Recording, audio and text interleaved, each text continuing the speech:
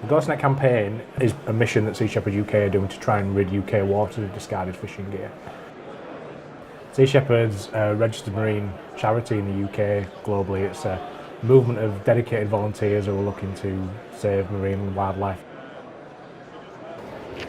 Yeah, if you have a look on here, it just basically gives you all our website details and things. Tracking, yeah. And it's got all the current campaigns on there, right up to Ghost Net, which was just launched in the UK, and everything we've ever done, really, all the history's on there. I'll stick this on my Facebook page then. And yeah, brilliant.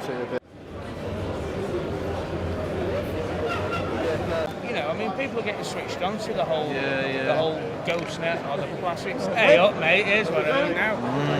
How are you? So yeah, people are getting switched on to the amount of plastic that we've got in the ocean. Which is a massive problem. Ridiculous, isn't it? Microfilament plastic nets, plastic ropes, anything like that that's used in amongst part of the fishing gear will break down. As we all know, when we're becoming more and more aware, plastics in the ocean is a massive problem. T-shirts are all 20, hoodies are 45, cups are various prices from 4 to 12. We've even got aprons, beanies, caps, stickers.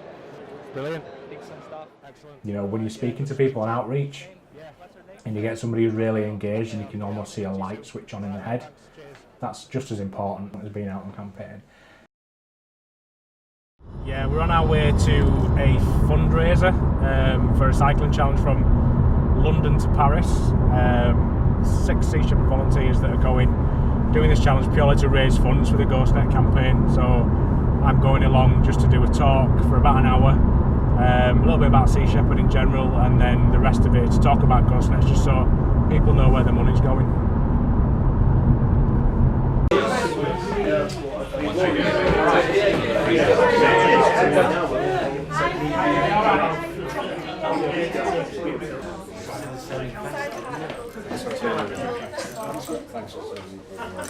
Thank you. This is a Ghost Net, just to give you an idea. A Ghost Net, for those that don't know, is basically, or ghost gear, is any discarded fishing gear. So anything that a fisherman's used that has somehow either found its way to the water table or found its way to the bottom. 9 times out of 10, it finds its way to the bottom. So it's estimated that around about 650,000 tonnes of ghost gear is lost in the oceans every year. If you think they've been using plastics for 30, 40 years, that's a lot. And there's a lot in British coastal waters. And they're not just a risk to marine life, they're a risk to us. There's divers pretty much on every wreck in the UK, and these things are practically impossible to see. So it's a risk to divers just as much as it is to marine life, so we need to get this stuff out of the way.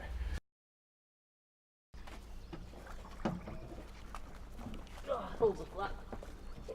They need warming up.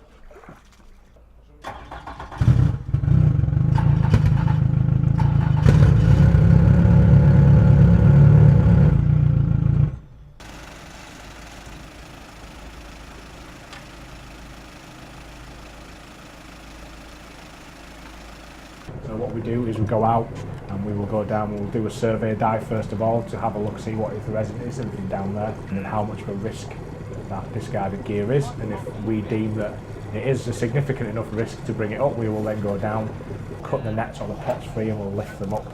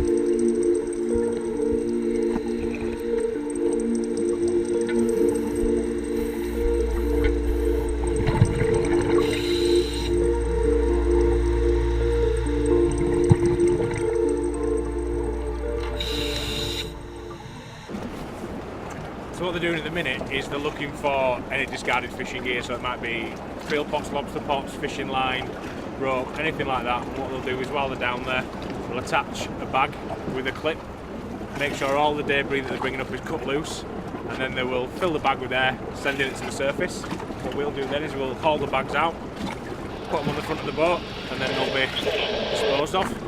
And then that's just one more thing out of the ocean that can't indiscriminately kill life that's down there.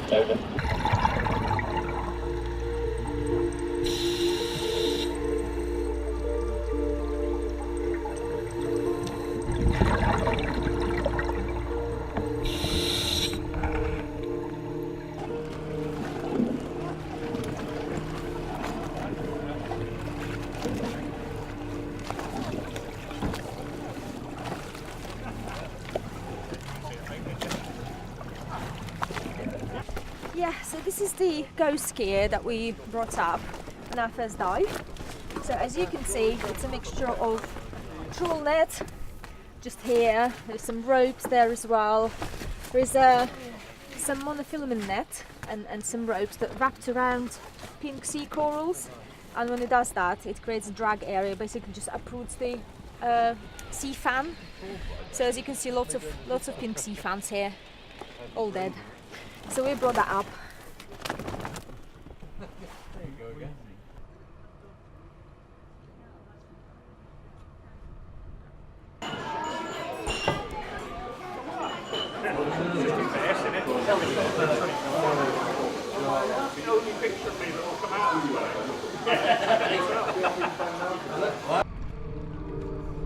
If you lose a net in the sea, it still does its job, and its job is to catch fish, and it still does it. They just kill them, they just die, and being dead in the water, they attract more fish or more marine life, which then gets entangled, and it's quite a vicious circle.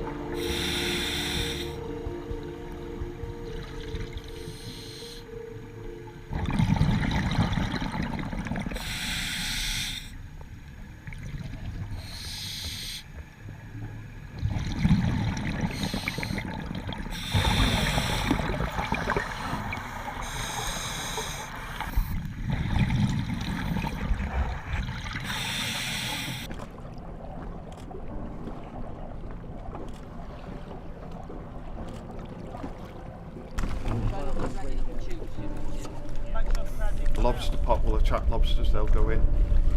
Other lobsters will follow, they'll die. Other things, crabs and such like, go in there. And they're just killing machine.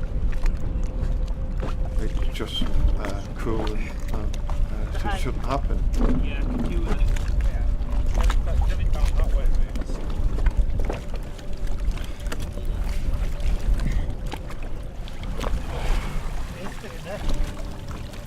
Oh, it's more than one. The pot's definitely not tied onto it.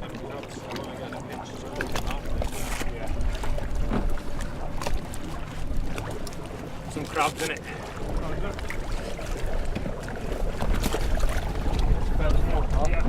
It's wire, isn't it? Just 1 second. Thank you. Oh, you've got shears. Just hang on. Too late.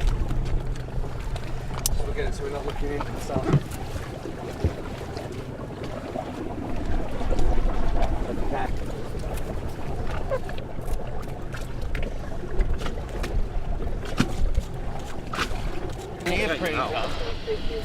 You won't feel it when your green's on your big soft bit. Just grab it out. Go ahead and make it There way it out, is, it's innit? coming out. There we go. There we go. Get a picture of it. Good lad. Go on. There you go.